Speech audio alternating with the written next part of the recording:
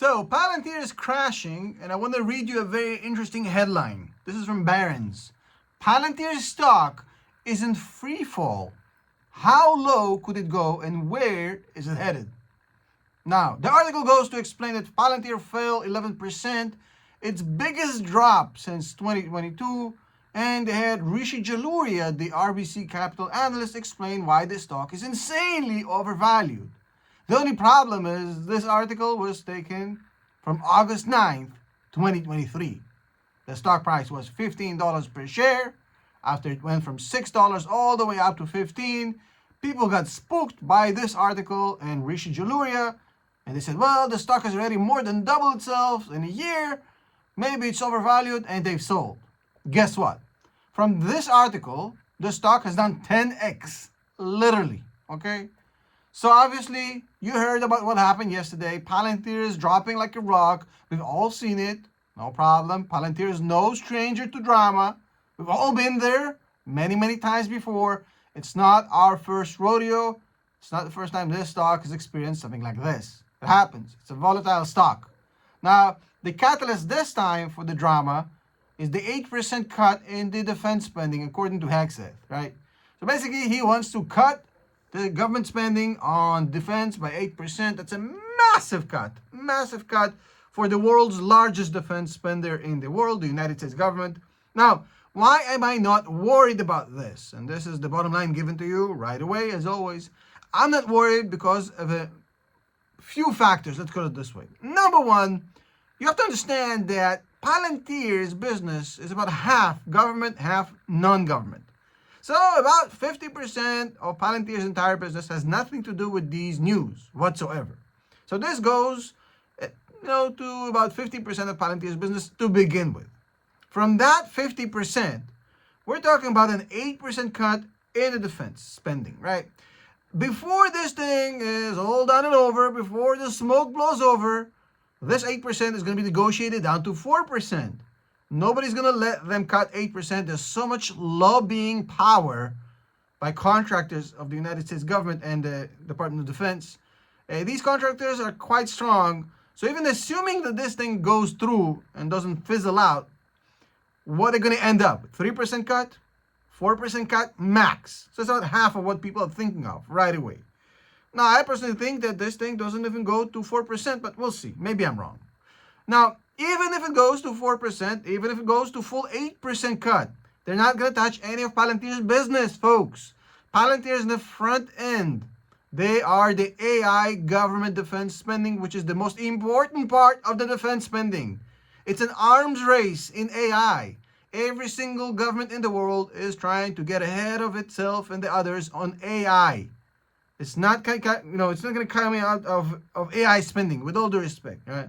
There's a lot of inefficiencies in the way the government spending is in the defense sector, for sure, but it's not going to come from the prized AI spending, which is where everything, kind of comes down to at the end with Palantir. Palantir doesn't sell, low-tech to the U.S. government. This is the stuff that's not going to get touched by this cut, I promise you. Now, of course, we also have Alex Karp allegedly selling lots and lots of shares. Oh my God, Alex Karp sells. Alex Karp is dumping. You are the suckers. Now, I just want to remind you that for the past 3 years, people have been telling you that Alex Karp is dumping shares on you and you are the suckers.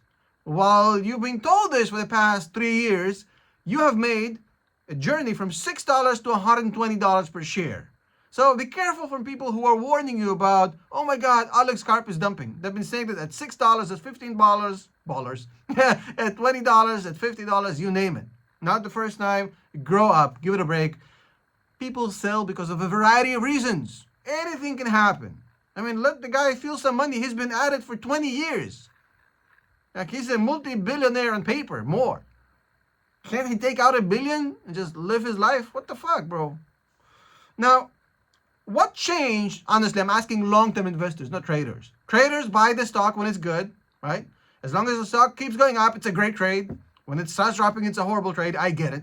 On your price pays, like my friend Chris says. I get it. But at the end of the day, for investors, for long-term investors, hey, what changed from 2 days ago? Not much, except this government spending thing, which is not that big of a deal to me. So if nothing has changed, I look at the price action of the stock. We started this in October of 2020. The share price was at $10 per share. We rode it up all the way to $35 per share by January of 2021, which was incredible. And then by January of 2022, we were down to $12. $12. By January of 2023, we were down to $6.40. $6.40 from 35. Oh my God, it's oversell. Well, guess what? By January of next year, $17. By January of this year, $67. Right now, $120. Let's see where it lands with this latest collapse. Doesn't matter. The only thing that matters is your DCA, right? In our system, we have a very clear understanding what the weighted average is, right? We understand that if you want to create a low cost basis in a stock over the next 5 to 10 years, you got to create a low average. If you want to create a low average, you have to buy a lot when it's dropping and buy less when it's going up. So we have a system, right? You heard the system many times before. When the stock drops, we buy more. When the stock runs up, we slow down. So over the past 30 days, Palantir has done 54%.